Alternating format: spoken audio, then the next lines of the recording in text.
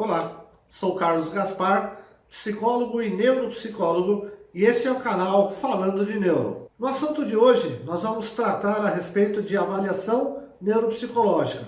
Quais são as fontes de encaminhamento, os motivos e qual o passo a passo de uma avaliação neuropsicológica. O encaminhamento para uma avaliação neuropsicológica pode ser realizado por diversos profissionais, por médicos pediatras, psiquiatras, neurologistas, geriatras, psicólogos, fonoaudiólogas, psicopedagogas e pode ser feito até mesmo pelo professor ou pela coordenação da escola. Entre os motivos mais comuns de encaminhamento estão a dificuldade de aprendizagem, como por exemplo a dislexia, descalculia, desortografia. Também estão entre os mais comuns os comportamentos disruptivos, entre eles o TDAH, transtorno de déficit de atenção e hiperatividade, e o TOD, transtorno opositor desafiante. Também é muito comum ser encaminhado para avaliação pacientes que estão com algumas sequelas devido a lesões cerebrais, como por exemplo no AVC. Agora que você já sabe quais são os motivos e quem pode encaminhar para uma avaliação, eu vou te explicar o passo a passo de como funciona uma avaliação neuropsicológica. O primeiro passo e um dos mais importantes é a entrevista de anamnese. Nessa entrevista, normalmente que acontece com a mãe, nós pesquisamos todo tipo de informação a respeito do indivíduo, principalmente de uma criança que vem para avaliação. Ou seja, durante a entrevista nós investigamos questões relacionadas à concepção, ao parto dessa criança, como foi realizado o desenvolvimento neuromotor dessa criança. É uma entrevista que dura em torno aí de 90 a 120 minutos, onde nós coletamos o máximo de informação a respeito dessa criança. Após essa primeira entrevista, são realizadas em torno de 4 sessões de aplicação de testes específicos com a criança. São sessões com duração entre 60 e 90 minutos, onde é aplicada uma extensa bateria de testes que vai avaliar diversos domínios cognitivos.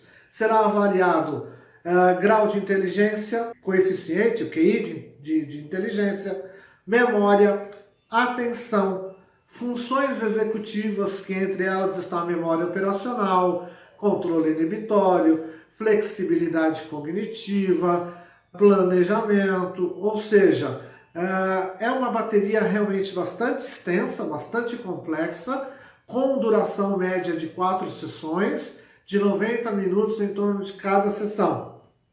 Há também uma sessão que é feita exclusivamente na escola. O profissional vai até a escola buscar informações a respeito da criança, do comportamento desta criança dentro da escola. Em algumas ocasiões é observado o comportamento em sala de aula. E por último, depois de toda essa avaliação, vem a mensuração de todos os testes, a interpretação de todos os testes, de todas as informações que foram coletadas na entrevista de anamnese, com a entrevista na escola, com a observação no setting terapêutico. E isso vai gerar um relatório, um laudo, que nós chamamos que é o laudo de avaliação neuropsicológica, e nele vai constar tudo que foi realizado, os scores quantitativos e também qualitativos, ou seja, nós, dentro desse laudo, nós apontamos quais são as potencialidades do indivíduo, quais as potencialidades desta criança que foi avaliada e quais são as dificuldades. E a partir daí nós pensamos e sugerimos intervenções nas áreas que nós consideramos que está alterada. Ou seja, a avaliação neuropsicológica, então, percebe-se que é algo bem complexo, que é feito entre 6 a 8 sessões, com duração média de 60 minutos, e que vai praticamente, eu sempre digo para os meus pacientes, basicamente vai olhar o indivíduo de dentro para fora, mais ou menos virar no avesso e entender como é que funciona toda a parte cognitiva, de inteligência, de memória, de atenção, comportamental, né? Porque é muito importante numa avaliação neuropsicológica não só avaliar as questões cognitivas, né, de inteligência, de memória, de atenção, mas também avaliar questões comportamentais, que normalmente interferem nas questões cognitivas, como, por exemplo, ansiedade.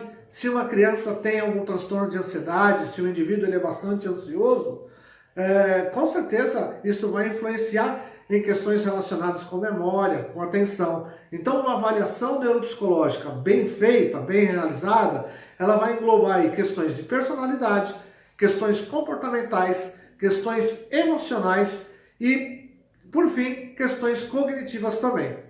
Né? Feito isso, então, como eu disse, geramos esse relatório e encaminhamos para os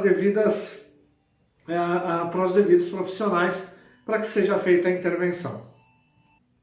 Bom, espero que você tenha gostado, né? O tempo é curto para nós falarmos tudo a respeito, mas espero que você tenha gostado, que você ficou sabendo um pouquinho a respeito da avaliação, né, neuropsicológica, e eu espero você no próximo vídeo. Nós vamos estar tratando a respeito de transtorno opositor desafiante. Se você gostou, dá um like lá no nosso canal e não se esqueça de se inscrever no canal Falando de Neuro. Um abraço e até a próxima.